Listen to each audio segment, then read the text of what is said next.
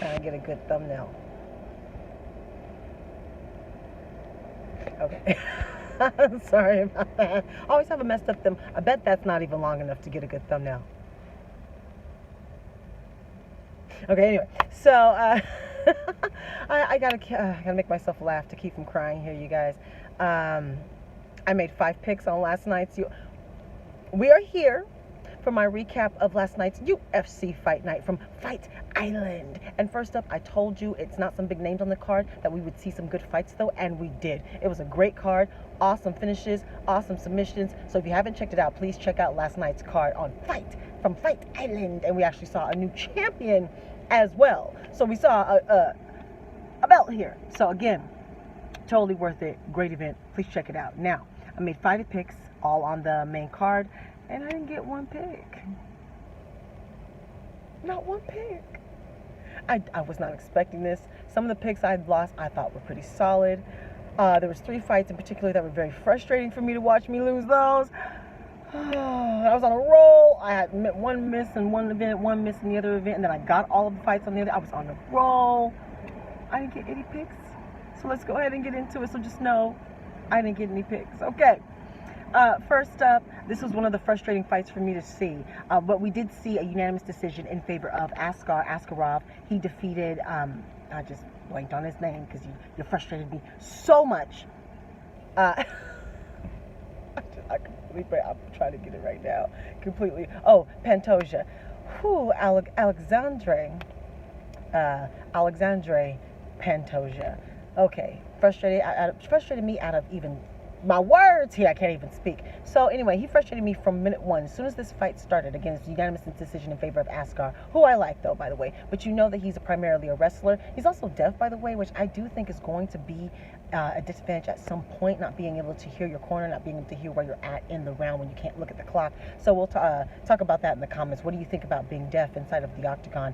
Will that be a disadvantage? Do you think he'll be able to continue well? Because they said he actually is like mostly deaf, that is. However, he won this fight and he looked good. However, we know he's a wrestler. So as Pantoja is concerned, you know he's a wrestler. So while you would pull guard on your very first move, in the very first second, in the very first round, and put yourself in the negative position by being on your back on the ground. I know you have awesome submissions, but I can't stand when fighters do that. Big Nog was able to do that 1,000 years ago. Ever since then, putting yourself in a negative position doesn't really work out too well. So for you to do that, especially when people expect you to have the advantage on the feet, why?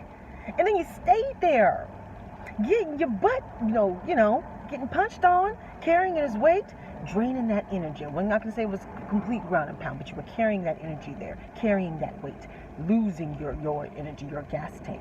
And then even in the second round, you accepted some bad positioning. He would be leaning up against you on the cage. You would turn it around. Instead of disengaging and getting some space, you would hug up again on him. And I'm like, no, get some space. He's a better wrestler than you. He seems to be better at the grappling than you. So why would you fight him where he's best?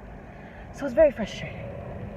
But hopefully you will learn from this loss. And who do you guys think should be next for Askarov? Now, next up, I didn't get this pick as well. I knew it would be close, but I didn't think it would end this quickly. It ended in the first round. We saw Ariane Lipski defeat Luana Carolina, again, 2 minutes in the first round. It was actually Luana who actually got the takedown, but she was able to reverse it, get on top. She was actually sitting on her base. I don't know what the name of the position is in MMA terms. So I'm just going to call it reverse cowgirl. But that's not the MMA term. But y'all know what position I'm talking. That's the position. That's the correct description. I'm sorry. And Ariane was on top. And she managed to actually have her right leg locked in between, had her leg wrapped around one of the legs of Luana, who's on the ground. She had her other leg in between her legs. She stretched it all the way out for a knee bar from this position. Not only did she tap, she screamed out in pain, Luana, that is. It was an awesome submission. Please go back and check it out. Who do you think should be next for Ariane Lipski, who I'm going to take a second look at? She's in the flyweight division, which is pretty shallow. 2 or 3 more wins, she can start bargaining for a title shot. So I'm actually going to take another look at Miss Lipski. Who do you think she should fight next? Again, flyweight division. Now, next up, this is another one where I was frustrated. I did not get this pick. It was Rafael Fiziev, who defeated, I'm just blanking on everybody's name, I don't know why. Oh my God, Mark Diakese. And this one was very frustrating for me. Okay, so first off, Fiziev came out firing hardcore, super aggressive, powerful shots, landing those shots, takedowns, ground and pound. He was coming with the thunder and the lightning and connecting hard. Nice body shots, kicks to the body, punches to the body. You could tell he was taking some out of Mark. You could tell he didn't want him to put that speed and that accuracy in space on him. So he totally won round one. I think he took Mark off guard. But in round two, you had some energy left. Now, here's my thing. I think what it was is he didn't want to get hit that hard anymore. Because in this second round here, about a minute in, you saw deep breaths being taken from Rafael. You saw him take deep breaths. You could tell that he kind of blew a little bit of his load there in that first round. And not only that, his offensive output went down tremendously. It was literally one shot, breath, kick, breath, kick, breath, or punch, kick, punch, breath. And I'm screaming at the screen, dude, Mark, work. You're not even counter punching. He's got all these moments in between where his hands aren't even up. What are you doing? There was even ones where he took like a little wind up, punch. And I was screaming, action, 1, 2. Put some combinations together, work. He's giving you some moments there. He's clearly catching his breath. So he kind of gave away that round. And then in the third round, in between those two rounds, his corner was like, you need to put them two together. You need to counter punch. You need to put together some combinations, and you need to move forward. You need to get aggressive because you need to finish. And that's what he did in the third round. And he managed to win the third round. He was, again, counter-punching with multiple shots, and it would be the second shot that would land. When he would throw at him, throwing combinations, it would be the second and third shot that would land. He landed some of his biggest, most damaging shots in that third round, so if he would have done that earlier, he could have stolen that second round. Go back and watch it for yourself. He could have stolen that second round. It was very, very frustrating. Very, very frustrating. And on to the, who would you like Fiziev to fight next? Great performance for him. He got a performance bonus for Fight of the Night, and he cried. It was a really touching moment. Look it up on YouTube. So who would you like to see him fight next? Now, for the co-main event, and my last frustrating performance here, I thought I had this one, y'all. We saw Jack Hermansson defeats Kelvin Gastelum, and Jack was the favorite fighter slightly, but I thought if I had to bet some money to make some money, this would have been it. I would have bet on Kelvin Gastelum. I thought he would have the wrestling mechanics down. I thought he would have deceptively quicker hands and punching power, but we didn't see much of that. This ended in the first round. They kind of felt each other out a little bit. And then it was actually Jack who went for a takedown. Kelvin actually managed to reverse the position and land on top. I'm like, okay, good mechanics there. Let's see how we go. And then at one point he goes to try to get over one of Jack's legs, kind of stands up a little bit. Stands up a little bit. Jack goes for an ankle lock. Except he doesn't really have it. He actually makes connection below the knee. So Kelvin's able to stand up and pull his knee out of it fairly quickly.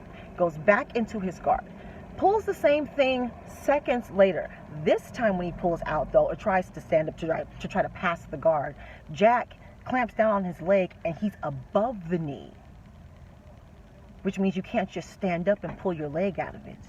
In fact, standing up is going to allow him to adjust that foot underneath his armpit. What you should have done was to keep, I don't want to talk about what you should have done. I'm not a fighter. But as a student of the game, first off, you have to act immediately and like your life is dependent on it because you don't have much time. You have to keep that leg bended. You could have moved forward into him, grabbed the back of his neck, maybe pounded to his face, get him to release your foot. You could have leaned to that leg, put all of your weight on it, bent, tried to spin, or again, tried to fight the hands, something. But standing up, trying to do the same thing you did last time when he didn't have the same grip.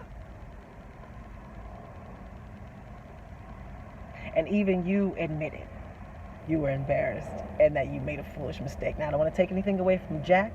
When your opponents make a mistake, it's your duty to make them pay for it, and you did. You got a great victory. Who would you like to see Jack Hermansson fight next? Now, on to the main event. And I told y'all on paper, excuse me, let me do this right. And finally, new flyweight champion, Mr. Deiveson Figueiredo. I don't know what his nickname is. Someone tell me what Deiveson's nickname is. So we finally got a flyweight champion. This ended in the first round, and this time, y'all, he left no doubt. He left no doubt. Now, I picked Joseph with my heart. I told y'all that in the prediction video. I said Deiveson wins this on paper. And oh my good Lord, it seemed like every time he touched Joseph fell. The power difference, it would seem like he was even more powerful. And boy, did he recover well from that weight cut. So I don't want to see you miss weight again, especially now that you're the champion. Immediately he connects with Joseph, knocks him down, knocks him silly, ground and pound on top of him. I'm like, oh my gosh, is it going to end already? But Joseph survives, gets back to his feet. He's on it again. He tries to go in. He has a very loose guard. You can't have a loose guard with a puncher like that. Loose guard coming in kind of head first, gets popped again, dropped again, up again, popped again, dropped again, up again, popped. And finally, Deiveson pops him, gets him on the ground, gets the back of gets his back, gets the rear naked choke. He fights it off a few times. Eventually, he sinks it in and chokes Joseph all the way out. Sleep. No chance to tap.